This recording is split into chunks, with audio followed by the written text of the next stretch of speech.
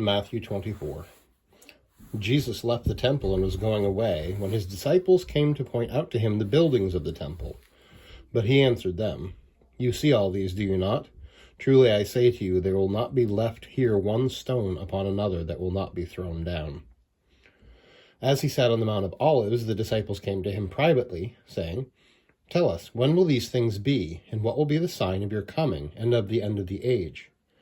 And Jesus answered them, "See that no one leads you astray, for many will come in my name, saying, 'I am the Christ,' and they will lead many astray. And you will hear of wars and rumors of wars. See that you are not alarmed, for this must take place, but the end is not yet.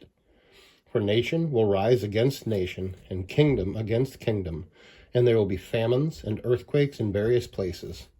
All these are but the beginning of the birth pains.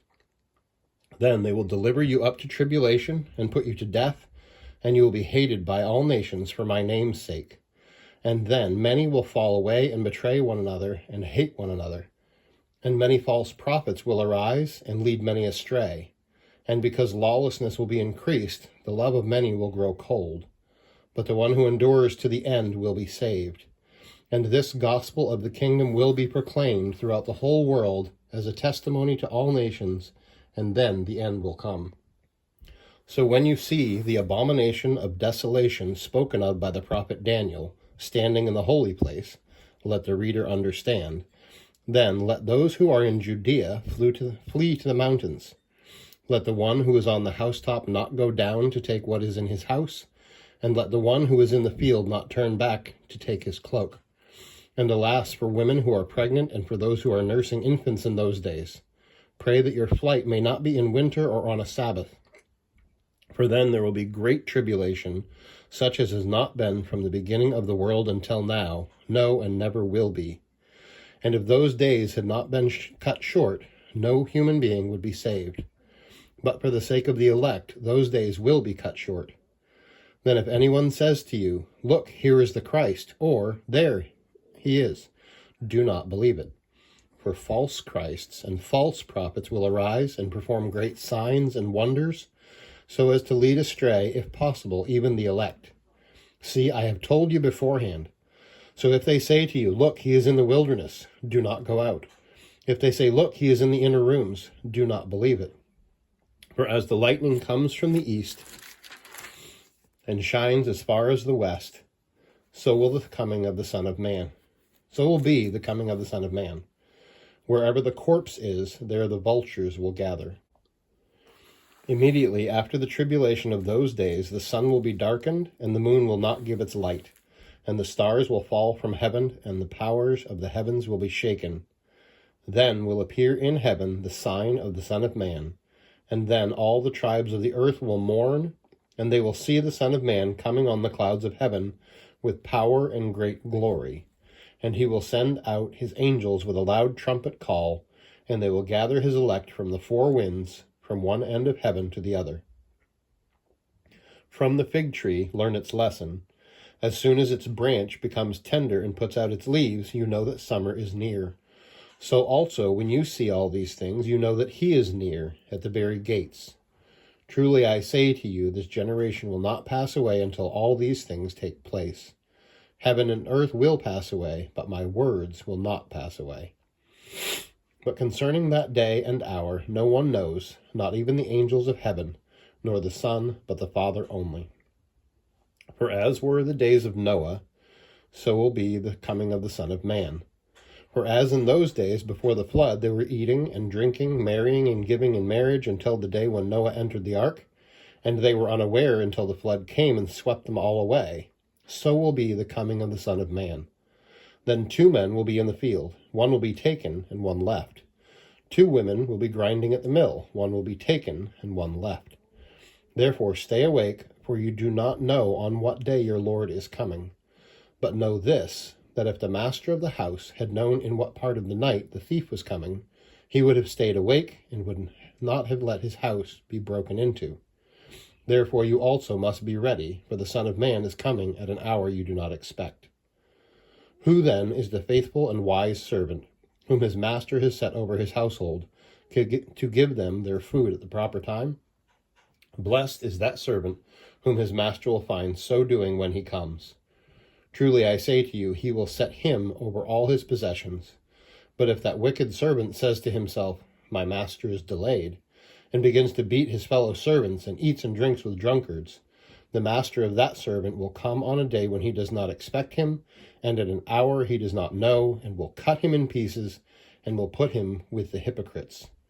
In that place there will be weeping and gnashing of teeth. Matthew chapter 24, as we just read, Jesus tells a lot about the signs of his coming, about what will happen at the end of the age in direct response to private questions from his disciples. Now, there are a lot of people who have a lot to say about Matthew chapter 24 and 25, as we'll be dealing with tomorrow. But today, what I really want to deal with is this issue of what we don't know.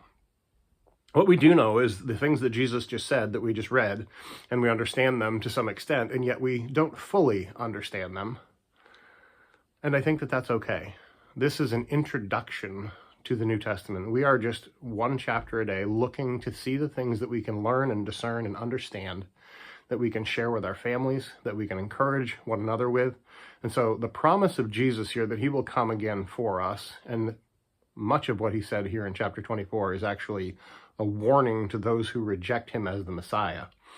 What I want to look at today is really what has happened in all of my life history, at least.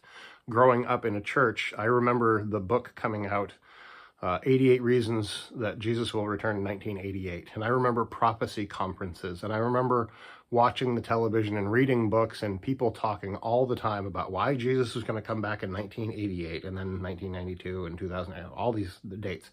There have been groups like Harold Camping's group, who spent a lot of their money and time, and many of people sold their homes in what we now understand to be a completely errant, incorrect prophecy about Jesus returning on May 21st, 2012. I actually remember when we lived in Key West and there were people that we had never seen before, because we passed out a lot of gospel tracts and did a lot of evangelism there. And these people were going around with leaflets basically saying you need to repent because Jesus is coming back.